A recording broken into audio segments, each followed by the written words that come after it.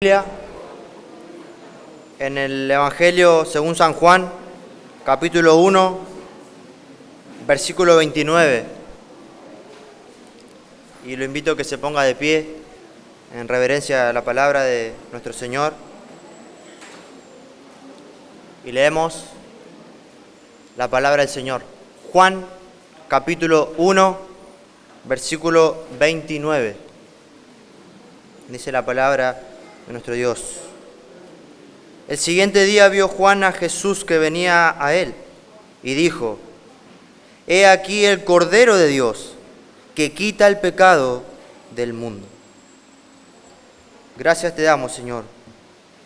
Gracias por este tiempo que tú nos permites tener en este lugar específicamente para escuchar tu palabra, Señor. Que tú puedas hablar en nuestros corazones para contemplar a ese Cordero, ese mismo Cordero que vio Juan, podamos adorarle y podamos vivir para su gloria, Señor. Oh, ayúdame a hablar de manera clara y ayuda a mis hermanos a estar atentos a tu palabra, Señor, a que puedan estar concentrados escuchando tu palabra. Te lo ruego, te lo pido en el nombre de Cristo. Amén y amén. Muy bien, hermanos, si usted se quiere sentar, se puede sentar. Como comenzó nuestro pastor, una introducción a la Pascua, podríamos decir, ya estamos ahí de esa celebración.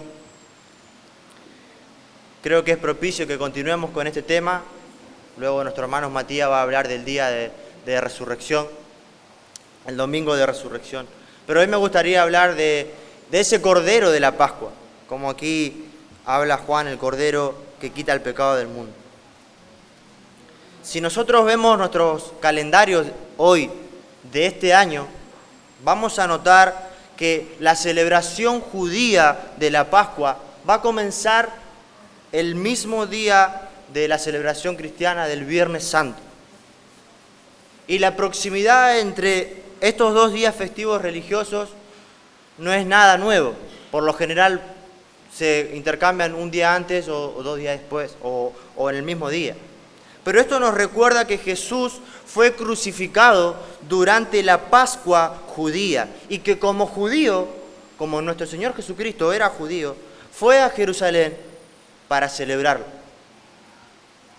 ¿Es esto solo una coincidencia que Cristo haya ido a Jerusalén a celebrar la Pascua como judío?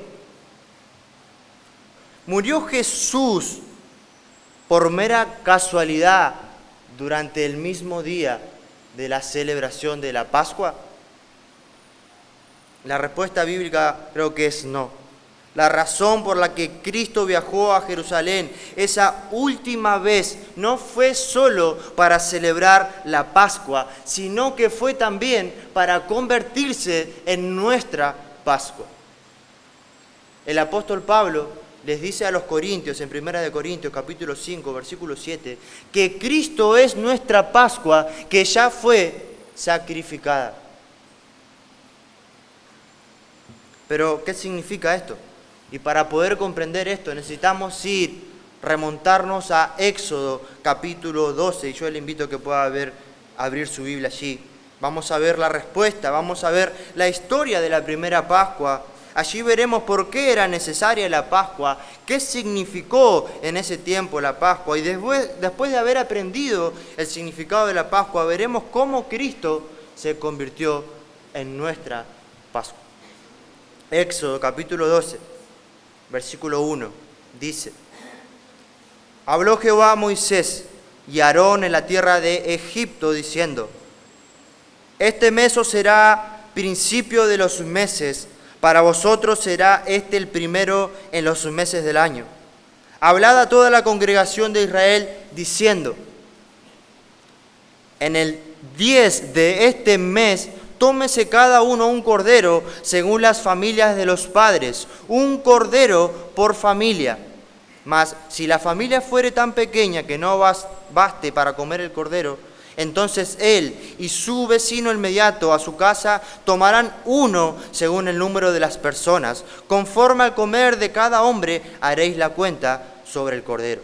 El animal será sin defecto, macho de 1 año, lo tomaréis de las ovejas o de las cabras, y lo guardaréis hasta el día 14 de este mes, y lo inmolará toda la congregación del pueblo de Israel entre las 2 tardes.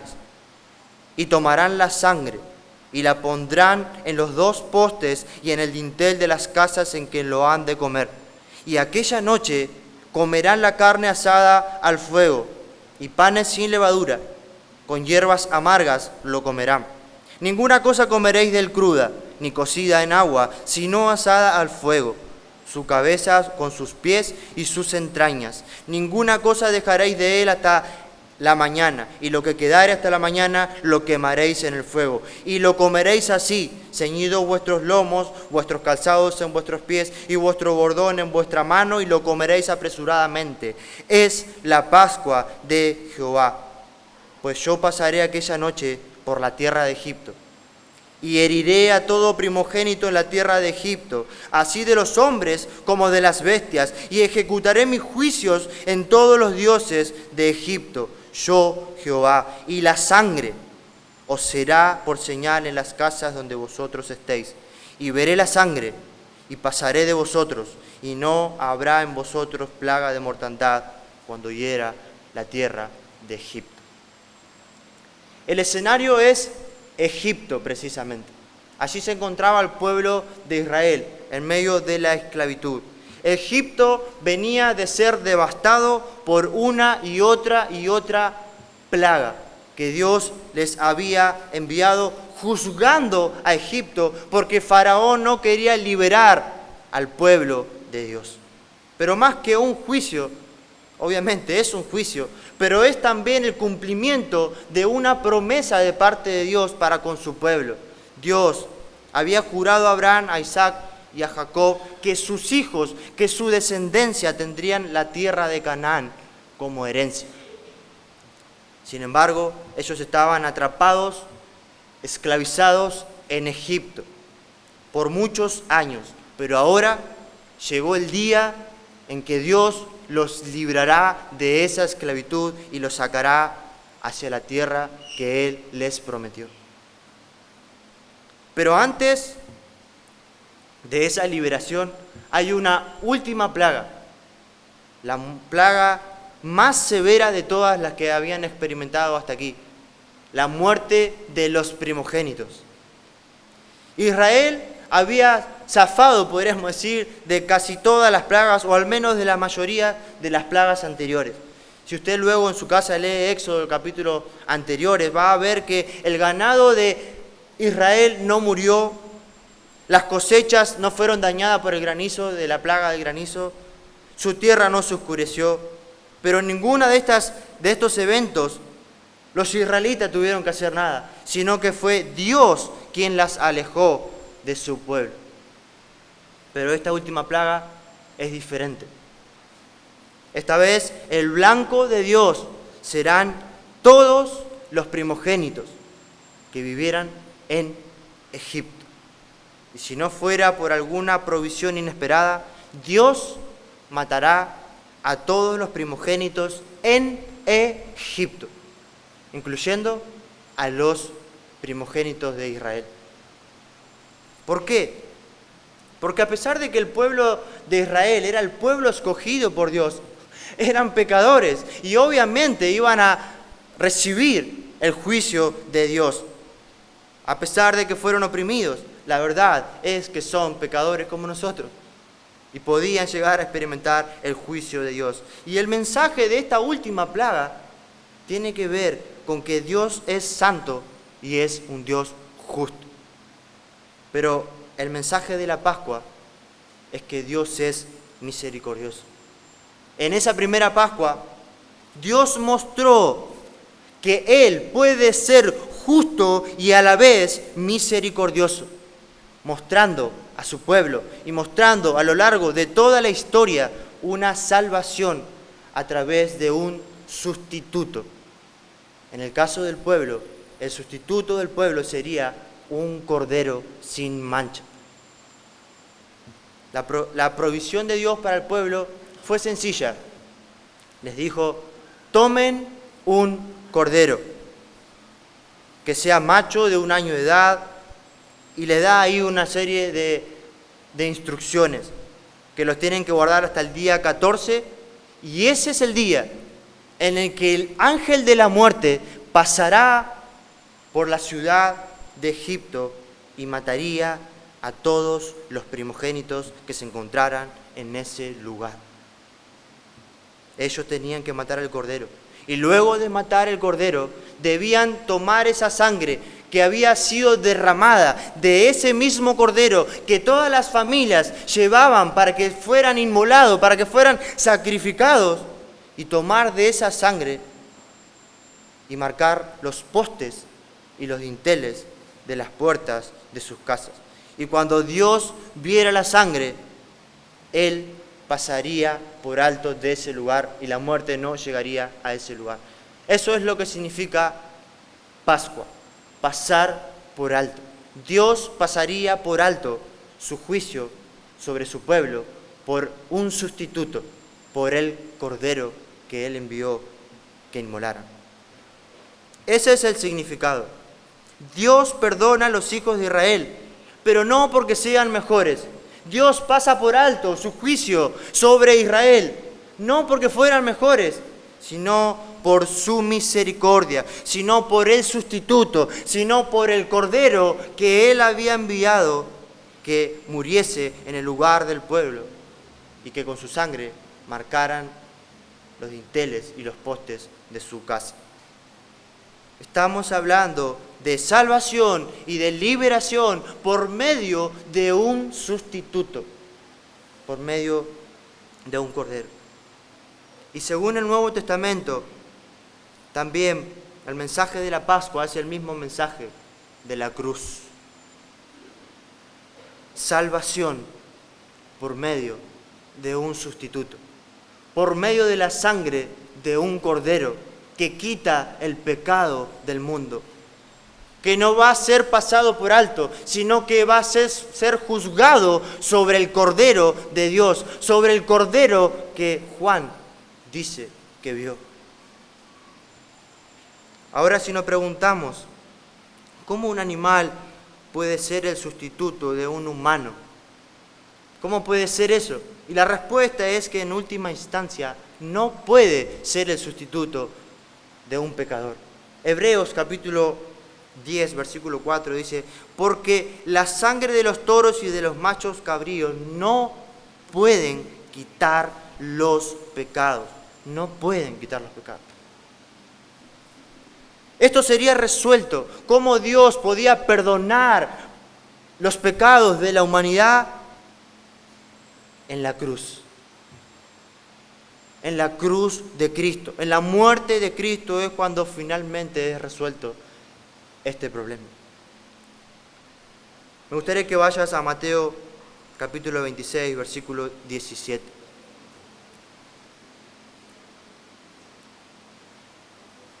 Aquí se encuentra nuestro Señor Jesucristo junto a sus discípulos. Y dice Mateo capítulo 26, versículo 17. El primer día de la fiesta de los panes sin levadura, vinieron los discípulos a Jesús diciéndole: ¿dónde quieres que preparemos para que comamos la Pascua? Y él dijo: id a la ciudad a cierto hombre y decidle: el maestro dice, mi tiempo está cerca, en tu casa celebraré la Pascua con mis discípulos. Y los discípulos hicieron como Jesús les mandó y prepararon la Pascua. Cuando llegó la noche, se sentaron a la mesa los 12 y nuestro Señor Jesucristo. Versículo 26.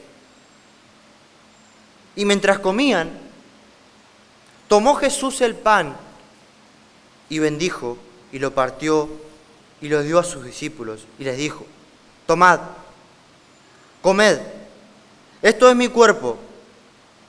Y tomando la copa y habiendo dado gracias les dio diciendo, bebed de ella todos. ¿Por qué? porque esto es mi sangre del nuevo pacto. Viene un nuevo pacto, dice Cristo.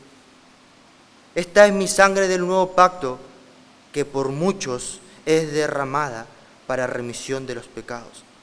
Y os digo que desde ahora no beberé más de este fruto de la vida hasta que aquel día en que lo beba nuevo con vosotros en el reino de mi Padre.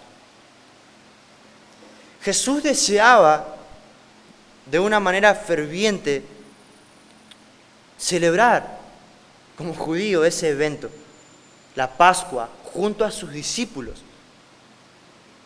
Pero Jesús acá está introduciendo el nuevo pacto que va a entrar en vigencia en la cruz del Calvario, demostrándonos que la razón por la que Cristo fue a Jerusalén, sí, fue para celebrar la Pascua, pero también fue para convertirse en nuestra Pascua, en nuestra Pascua, para ser el Cordero que debía morir, que debía derramar su sangre para perdonar a los pecadores.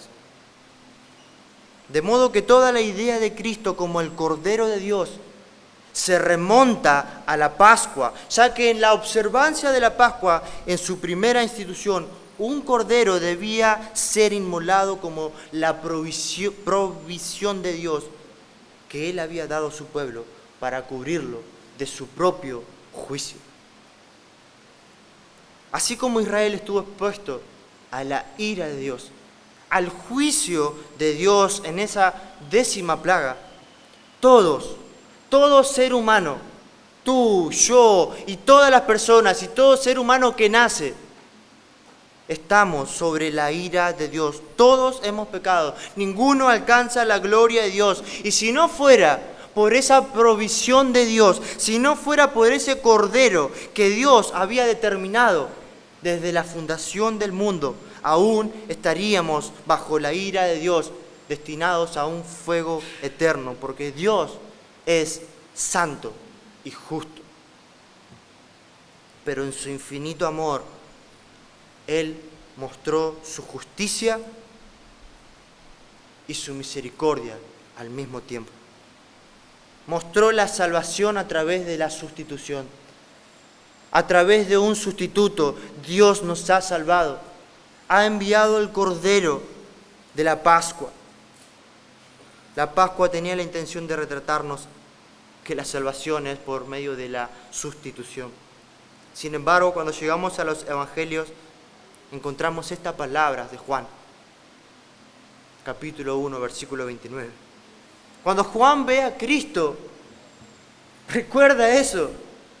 Recuerda lo que anunciaba la Pascua. La Pascua era una sombra y apuntaba hacia Cristo. Y Juan entendía eso. Por eso cuando Juan ve a Cristo, él dice: aquí el Cordero de Dios que quita el pecado del mundo. No hay nadie que pueda quitar el pecado. He aquí el Cordero de Dios, dice Juan. He aquí el Cordero. Y Dios, de manera maravillosa, no nos pidió un cordero. No nos pidió un cordero a ninguno de nosotros que sacrificáramos. Él mismo lo hizo. Él mismo envió su cordero. Y este cordero no era una bestia, no era un animal. Este cordero era 100% Dios y era 100% hombre, como nosotros. En todos los sentidos, como nosotros, hombre, pero sin pecado, pero sin maldad. Ese era el Cordero que Dios había provisto. Por eso es que Pablo les dice a los corintios que nuestra Pascua, que es Cristo, ya fue sacrificada, porque nuestra salvación viene a través de ese sustituto, de ese Cordero santo y sin manchas que Dios envió. Oh, mis hermanos, al ver a ese Cordero, al ver que Dios fue quien decidió enviarnos, en verdad nos humilla y debería humillarnos, porque muchas veces el ser humano quiere encontrar salvación a través de lo que hacemos, a través de nuestras obras, pero no hay salvación a través de las obras. Hay salvación a través de un sustituto, porque tiene que haber muerte para pagar el pecado. Tiene que ser derramada sangre para el perdón de pecado. Y por eso es que Dios envió a Cristo para darnos perdón. Nosotros no teníamos que hacer nada. ¿Cuánto se llenan nuestros corazones de gratitud hacia Dios? Porque no lo merecíamos. Y porque tampoco podíamos salvarnos. Pero Él envió al Cordero. Él lo preparó. En el tiempo específico podemos ver su soberanía, cómo Dios tiene el control de todas las cosas. Cuando Cristo fue a morir en la cruz, el pueblo de Israel, los judíos, estaban llevando los corderos para que fueran matados, para que fueran inmolados. Y en ese mismo momento que los corderos eran matados, el Cordero de Dios estaba muriendo en la cruz, derramando su sangre para salvar al pueblo de Dios. Qué maravilloso es comprender esto, hermanos. Cuánta gratitud debe haber en nuestros corazones en este momento, de aquí en adelante en nuestras vidas, al comprender esta verdad, que no merecíamos nada, pero Dios nos salvó por su Hijo. Y el ver este amor debe motivarnos a vivir para Él, a vivir para agradarle en todo lo que hagamos, hermanos. En 2 Corintios, capítulo 5, versículo 14, Pablo le escribe aquí a los corintios y le dice: porque el amor de Cristo nos constriñe. ¿Cuál es el amor de Cristo, hermanos? El amor de Cristo se ve en la cruz, muriendo por pecadores que lo odiaban. Ahí se ve el amor. Ese es el amor que nos constriñe, que nos empuja, que nos lleva ¿a dónde? Pensando en esto, dice Pablo, que si uno murió por todos, luego todos murieron, y por todos murió. ¿Para qué? Para que los que viven ya no vivan para sí, sino para aquel que murió y resucitó por ellos. Debemos vivir para glorificar al Cordero que murió en la cruz por cada uno de nosotros. Ahora viene la Semana Santa, donde muchas personas comienzan a hacer sacrificios, no que matan a un cordero, sino sus sacrificios son, bueno, esta semana yo no voy a hacer aquellas cosas que me gustan hacer, no voy a pecar tanto, dice, ya no voy a pecar. Algunos dicen en mi trabajo, escuché decir, no voy a tomar, esta semana no tomo Coca-Cola. Esa es su Semana Santa, esa es su santificación. Pero eso solo lo hacen en Semana Santa. Y nuestra pregunta debería ser, en esta Semana Santa, que en la Escritura no nos habla de una Semana Santa, ni que tenemos que guardar una Semana Santa. ¿Qué pasa después de la Semana Santa? ¿Qué pasa después? La Escritura no nos manda a vivir Semanas Santas. Una semana sí, y espero el otro año, y la otra semana sí, y así. Dios no nos dice eso, hermano. Dios nos dice en su palabra que tenemos que vivir vidas santas. ¿Qué dice el texto de Corintios? Que no vivan para sí, sino para aquel que murió y resucitó. Para Él. Él nos manda a vivir vidas santas, a vivir para Él, en todos los ámbitos de nuestras vidas. Hermanos, muchas veces tenemos la idea de que la santidad está encerrada aquí, en la iglesia, que acá tenemos que vivir en santidad, que acá le tenemos que hablar bien a nuestras esposas, a nuestros hijos, a los hermanos. Pero eso no, estas cuatro paredes, este terreno no encierran el vivir vidas santas, hermanos. Vivir vidas santas quiere decir que tenemos que vivir vidas santas en nuestros hogares, tenemos que vivir vidas santas en nuestro trabajo, tenemos que vivir vidas santas cuando hacemos negocios, tenemos que vivir vidas santas constantemente.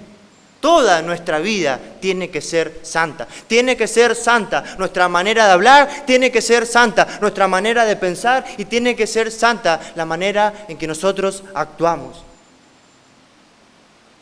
Entonces Dios no nos manda a celebrar una Semana Santa y mucho menos nos manda a vivir una Semana Santa. Dios requiere de sus hijos, por los que pagó un precio muy alto, derramando la sangre de su Hijo, que vivan para Él, que vivan para agradarle a Él, para honrarlo. Alabamos a ese Cordero. A Él es al que cantamos, hermanos. Desde que entramos aquí, oramos a Él, cantamos a Él, predicamos de su palabra para exaltarle a Él, para que el mundo pueda conocer quién Él es y le dé gloria por quién Él es. A ese Cordero alabamos, al que ocupó nuestro lugar y murió y pagó por nuestra maldad.